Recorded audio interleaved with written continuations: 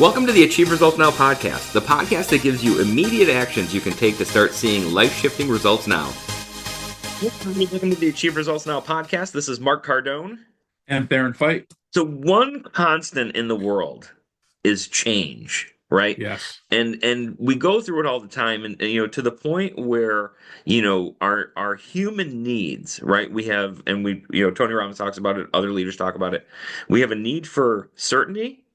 Yep. And then on the other side, we have this, need for uncertainty. Right. And change and uncertainty are one of those constants that's just always there. So today on the podcast, we're talking about effective ways to use change and uncertainty to thrive and in achieve 25. Thrive in 25. That's a great. Did you invent that just now? I don't know. It just came to me. I'm using that. I'm sure Thrive in 25. I'm sure it was said somewhere else, but no, it's just us. You heard it here first, people. Thrive in 25. I love it. Thrive in 25.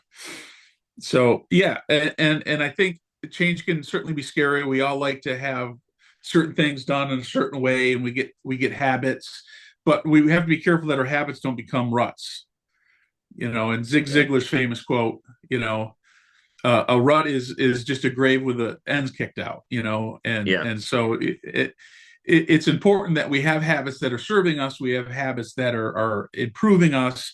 And if you listen to our previous podcast, that's one of the things that we talked about.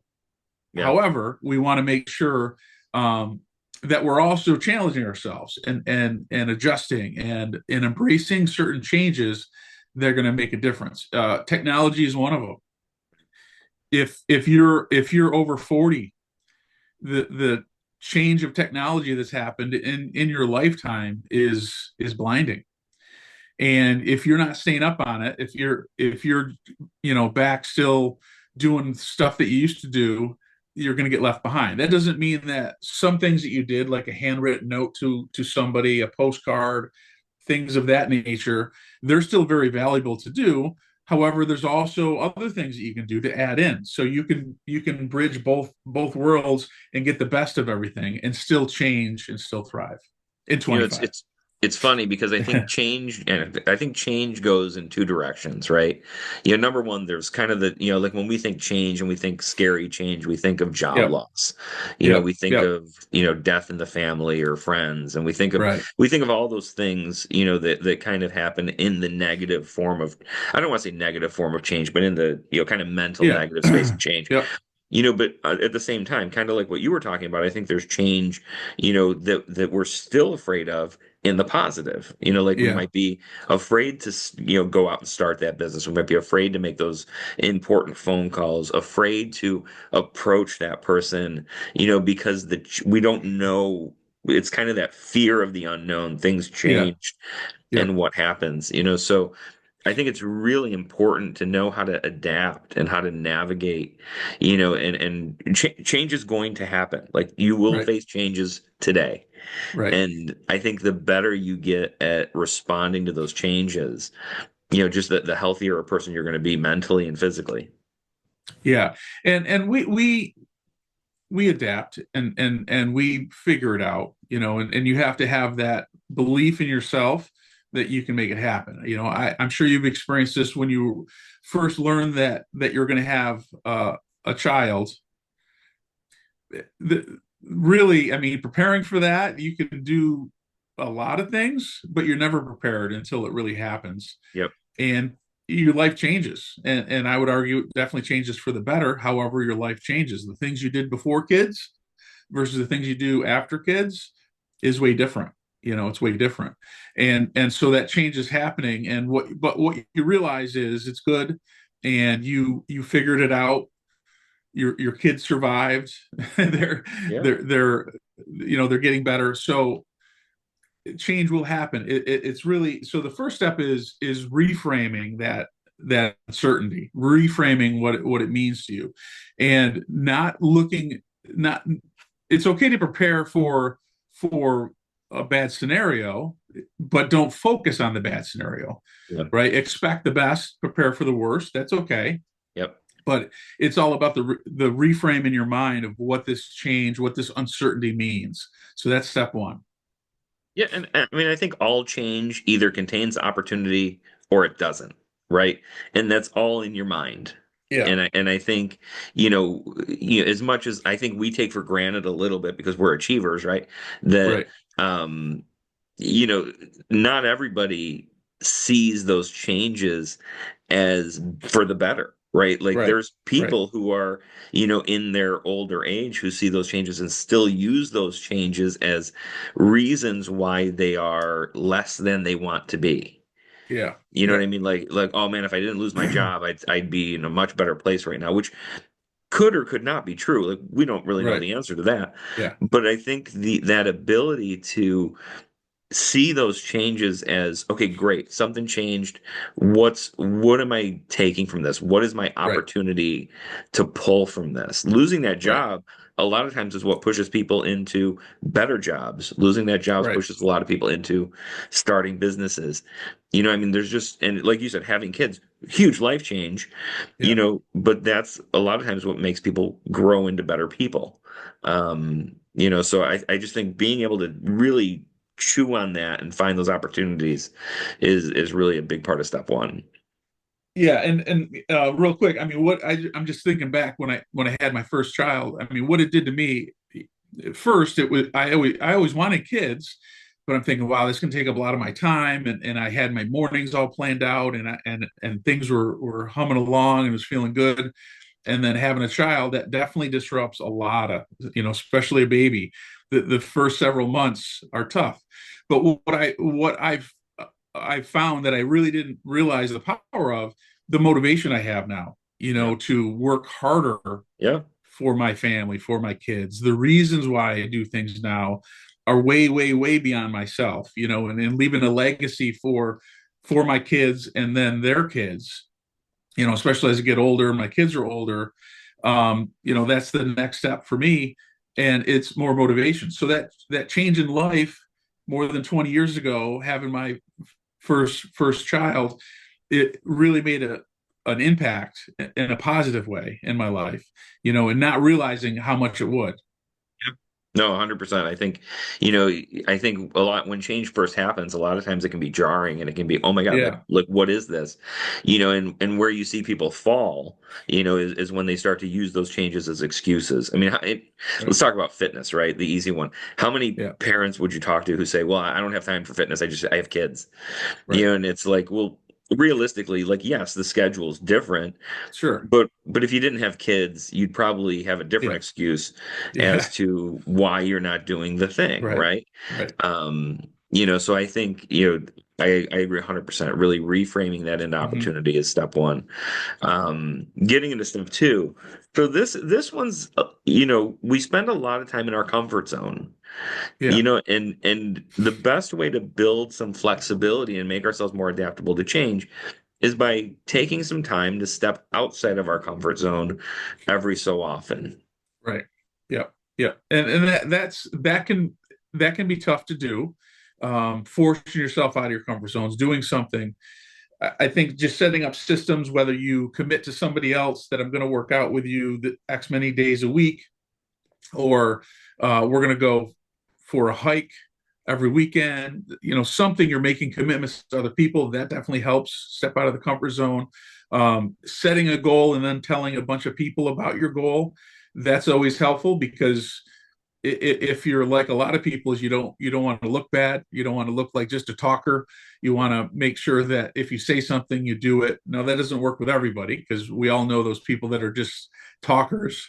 But so you have to kind of fit your personality, and almost trick yourself, even though you're tricking yourself, you still do it. That helps get out of your comfort zone. But trying to do something every week, I don't think you need to do something every day, because that would probably consume your day. But if you try to do something every week, and maybe once a month or every quarter you do something a little bit bigger, to jump out of your comfort zones. Like I know friends that started going to Toastmasters. They wanted to learn how to speak better and how to communicate, and brush it up.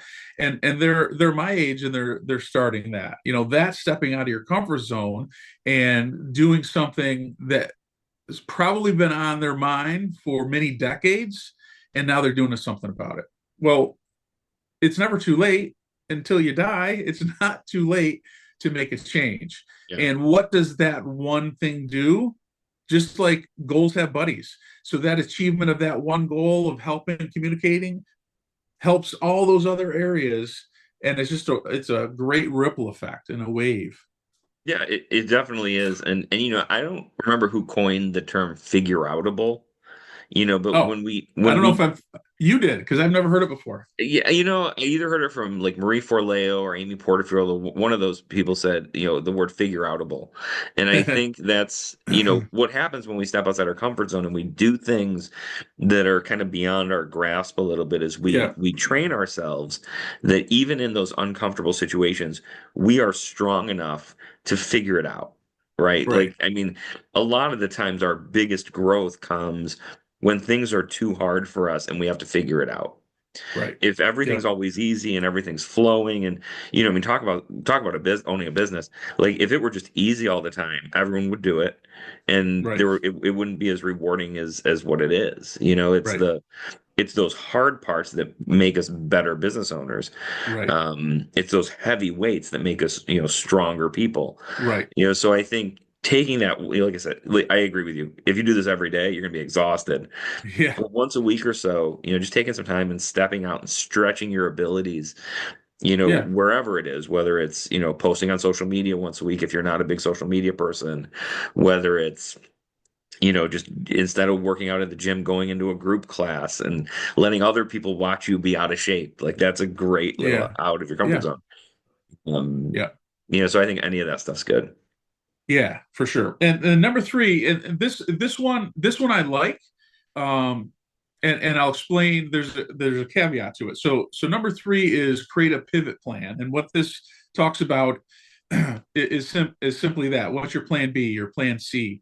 And I think this is very important on a tactical point of view. So, for instance, on the floor, we have a class plan, right? You know that. I send it to you guys twice a week, the class plans. However, you know how I work also is what's your plan B if the class plan I sent you didn't quite work? That doesn't mean you scrap all of plan A. That just means you have an adjustment, a pivot. Let's say you have more people in class than we expected. Well, you might have to run a drill a little differently. Maybe you have less than you expected. So again, you're going to run it a little differently. Maybe you have certain students in there that you need to adjust. Okay. That's having a little pivot plan. What does that mean for your life? Well, I think of it as your week goes on.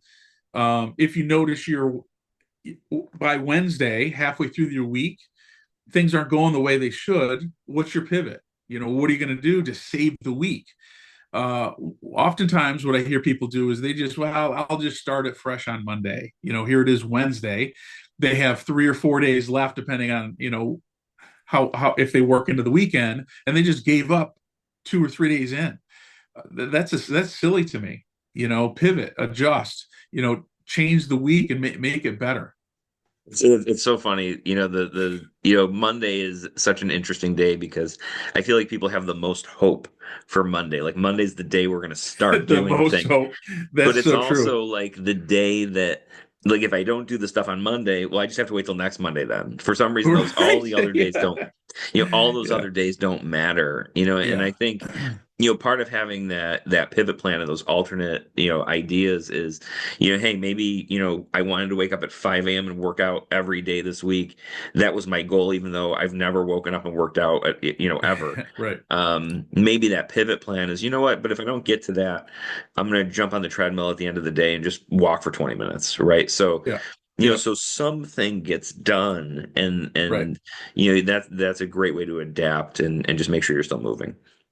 Yeah, and the caveat I was going to say is I've also heard people, and I think this is more for like big goals, is don't have any alternatives. So you must get it done. You Yep. must achieve it. And I think there's a lot to be said about that. I think you have to be careful in business. I don't know if that's always the smart thing to do because you always want to have an alternative plan because if you're just dealing with yourself, that's one thing, right? You can control a lot of what you think and do. But when you're dealing with other people, you're dealing with a market, you're dealing with customers. Sometimes there's trends that are happening that you're not aware of yet, and so you have to be able to pivot your marketing, pivot what you're doing in your offerings, and still keep your base in order to stay competitive. Yeah. I think as it relates to destination, like no plan B, right? Like as it relates Yeah. to where I'm going, I want to be, a fit person. I want to be a, financially, independent person. All those big goals that we set for ourselves. I think the direction needs to stay.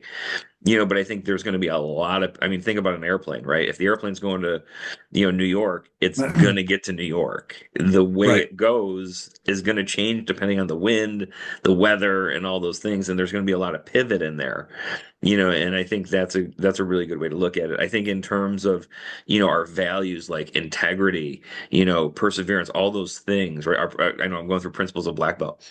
Yeah. Like those things, there's no plan B. Like there's no plan B for integrity. There's no plan B, Right. Right. for Right. being a Right. good person. Yep. Yep. But I agree with you 100%. Like, Yeah. I mean, if you're running ads for your business and you're getting zero results from it, you better pivot or you're just going to waste money. Yeah. Yeah, and real quick, I mean, what we did at the dojo just recently, we made a schedule adjustment, and the reason for that pivot, you can call it a pivot because it kind of was, is I'm seeing our early classes not very well attended, and so the adjustment was only 15 minutes later, and the reason for the pivot is, back this is not during COVID because that's a whole different beast, but prior to COVID, let's say 10 years ago, the schools around here started early and ended earlier. Well, and you know this with your girls still being in school, even the other ones they've gotten later, gotten later. So now they're getting out later. So what was happening is a lot of the parents weren't able to get the kids in karate class. So the pivot was first of the year, adjust the schedule 15 minutes on some of those earlier classes. And you've seen it. It's only been 2 weeks, but you've seen a difference in the uptick of people in the earlier classes. And I think people appreciated that. I had to pivot. I mean, we used to start classes at 3:30. 3:30, 3:45 at the latest was all the time. Now we were starting our day sometimes at 4:30. That's Yeah. like, what is going Late. on? Yeah. It feels late. It feels super late starting a class at 4:30, but it works. But that's a great example because the goal, right, is building black belts, right? Yeah. And Yeah. you can't build black belts if they can't get to class on time. Right. So Right. pivoting doesn't change the goal, it just changes some of Yeah. the activities that lead you there. So I think that's a really good Right. example. Yeah. Yeah. So let's go through this. How to adapt to change and thrive in uncertainty. Number one, reframe your uncertainty as opportunity. Really chew Yeah. on that and see, what we're bringing out of those changes. Number two is practice flexibility, and so this is stepping out of your comfort zones. Try to do something weekly, something even small weekly that you wouldn't normally do. Then maybe once a month, once a quarter, you're doing something a little bit bigger. So you're really expanding and improving yourself. Pivot plan. So make sure that you have not a plan B as it relates to your goals, but plan Bs as it relates to those actions, so we can always move, adapt, and change and still get the results that we want. And that wraps up this episode of the Achieve Results Now podcast. Thanks for listening, everybody. We will catch you on the next show. Thank you. Thanks for listening. Hop over to our website at www.achieveresultsnow.com to get your free copy of our book, Ignite Results, 4 specific daily actions to help you achieve results now. You can find us on Facebook at facebook.com/Achieve Results Now. Thanks for listening, commenting, and subscribing. Now get out there and achieve results now.